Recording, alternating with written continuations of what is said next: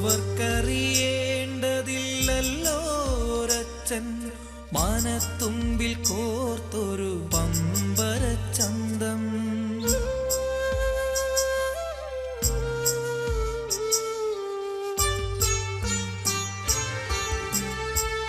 കീറിപ്പറിച്ചിടാമല്ലോ അയാൾ കണ്ട ഓമനപ്പാൽ തിങ്കൾ സ്വപ്നം അവർക്കെന്നും. പിന്നെ ആരും അറിഞ്ഞതില്ലല്ലോ അയാളുടെ കരൾ വെന്തതും ഓർമ്മ നീറിപ്പിടഞ്ഞതും.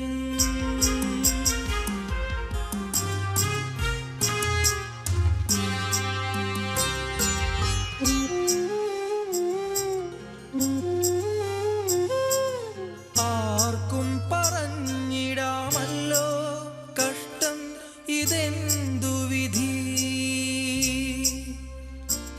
അതിൽ കൂടുതലാർക്കും ഒന്നും അറിഞ്ഞുകൂടല്ലോ. അതു പിന്നെ നാമെന്നും ഒന്നെന്നു പറയുന്ന നേരിലും നാമെന്നും അന്യരാണല്ലോ. നാമെന്നും അന്യരാണല്ലോ, അന്യരാണല്ലോ.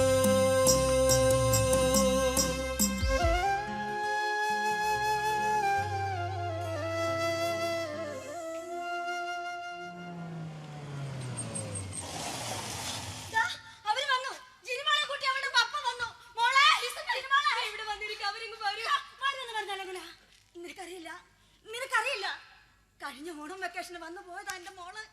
പിന്നെ പിന്നെ ഇപ്പോഴാ ഓരോരോ കൊതികൾ പറഞ്ഞിരുന്നവള്. വരുമ്പോ കപ്പയും ചാളക്കറിയും വെക്കണം, ഉണക്കലരിപ്പുട്ടും കടലക്കറിയും, പിന്നെ പിന്നെ പട്ടന്മാര് വെക്കണം മോരുകറി. ഒന്നും ഉണ്ടാക്കിയില്ല, ഒന്നും കരുതി വെച്ചില്ല ഞാൻ. മോളെ നിനക്ക് എല്ലാം അറിയാവുന്നതല്ലേ, ഇവിടെ വന്നിരിക്കും.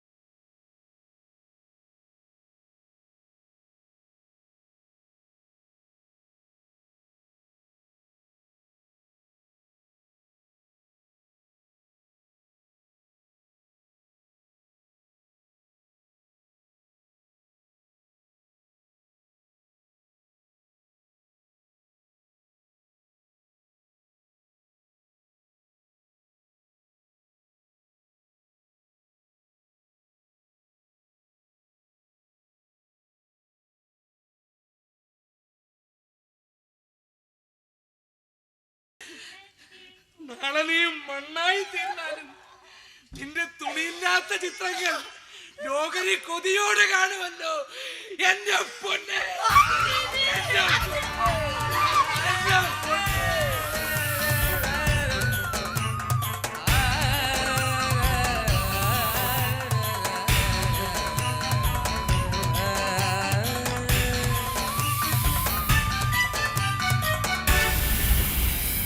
കൊല ചെയ്യണമെന്ന കൃത്യമായ കണക്കുകൂട്ടലുകളോടെ കൂട്ടാളികളെ തെറ്റിദ്ധരിപ്പിച്ച് തട്ടിക്കൊണ്ടുപോകൽ നാടകം നടത്തുകയും മൃഗീയമായി കൊലപ്പെടുത്തുകയും ചെയ്തതിനു ശേഷം കോടതിയെയും ജനങ്ങളെയും വഞ്ചിച്ച് 1 വർഷക്കാലം പ്രതി കുറ്റം മൂടിവെച്ചു. ഒടുവിൽ കുറ്റസമ്മതം നടത്തിയതുപോലും നീതിന്യായ വ്യവസ്ഥയോടുള്ള വെല്ലുവിളിയായി കോടതി കരുതുന്നതിനാൽ പ്രതി ഒരു തരത്തിലും മാപ്പർഹിക്കുന്നില്ലെന്നും ഒരേ സമയം ഇത്രയേറെ കുറ്റങ്ങൾ ചെയ്ത പ്രതിയെ മരണം വരെ തൂക്കിലേറ്റാനും ഈ കോടതി വിധിക്കുന്നു.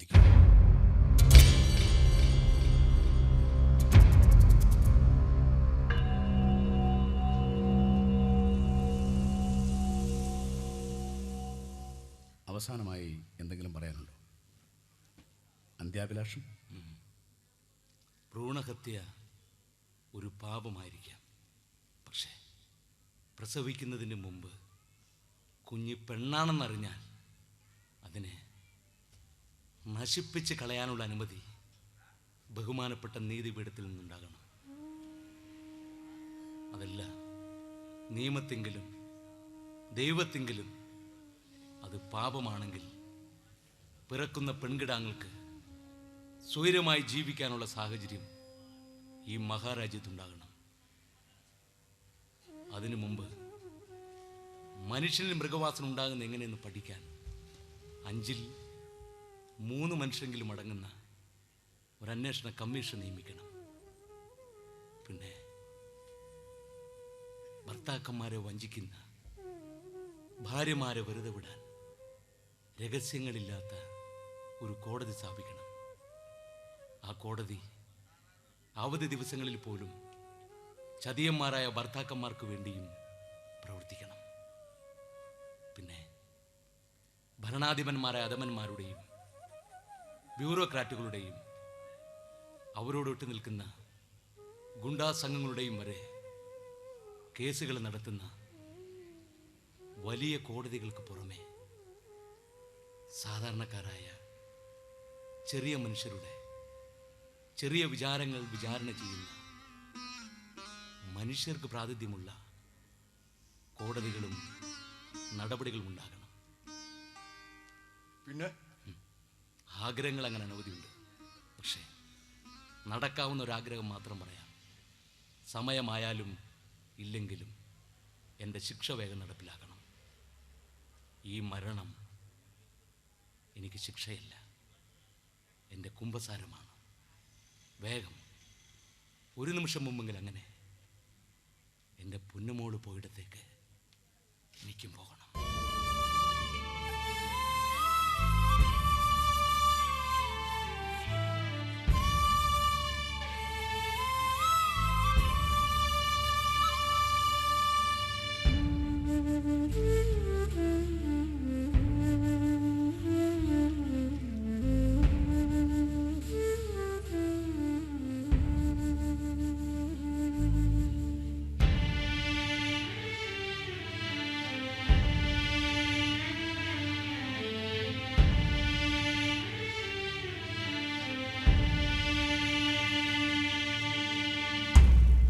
വേഗം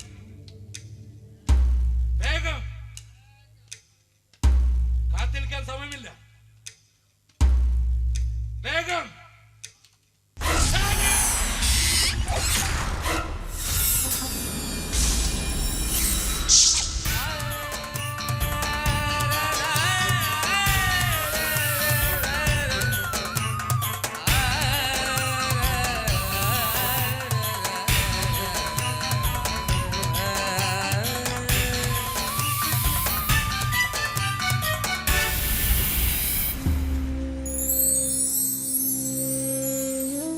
സത്യനെ കുറ്റവിമുക്തനാക്കി ഷോബി ആത്മഹത്യ ചെയ്യുകയാണുണ്ടായത്. ആത്മഹത്യയും കൊലപാതകവും ഒന്നിനും ഒരു പരിഹാരമല്ല, കുറ്റം തന്നെയാണ്. പക്ഷെ ഇതുപോലും ചെയ്യാതെ ഈ കെട്ടകാലത്തിന് നേരെ മൗനം നടിക്കുന്നതും കുറ്റകരമാണ്. കുറ്റകരമായ ഇത്തരം മൗനങ്ങൾക്ക് നേരെയുള്ള പ്രതിഷേധക്കുറിപ്പാണ് ഈ നാടകം.